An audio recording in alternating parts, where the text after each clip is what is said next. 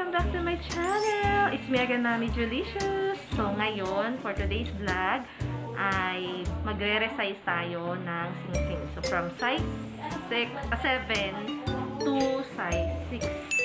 Okay, and then yung yellow gold na size 7 to size 5.5 naman. So, panoorin niyo pa ang video at sana may matutunan pa kaya. Ito ang sing-sing, size 7.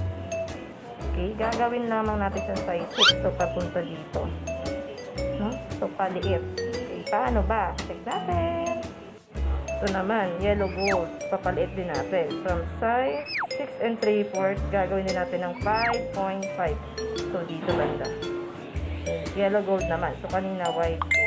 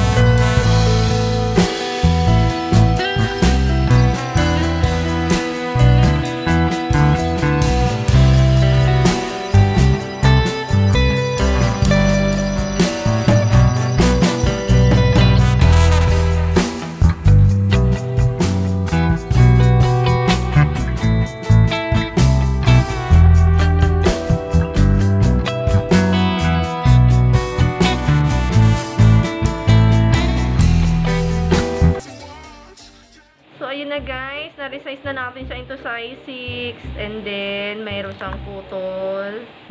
So, meron talaga ibabalik kay customer nakaputol. So, honest tayo dito, kailangan natin balik talaga yung putol. Para bumalik yung tiwala ng customer. Para magtiwala yung customer sa atin. So, ayan. Pero, itutubog pa natin yan. So, another naman yung sa ibang vlog ko. So, para sa yellow gold, same process lang rin yung gagawin natin. So, hindi ko na ipapakita ang lahat. Basta ganun lang rin yun. Puputulin niya muna. Tapos, yung kaputol, ayan. Tapos, syempre, ayan. Ang tawag dyan niya? Kikil. Yan, nagkikil. Tapos, kinikil ulit kanina, no? So, twice pala siyang kinikil bago sa lihain. So, ayan. Hindi ko na siya pahabain pa. The same lang yan na process.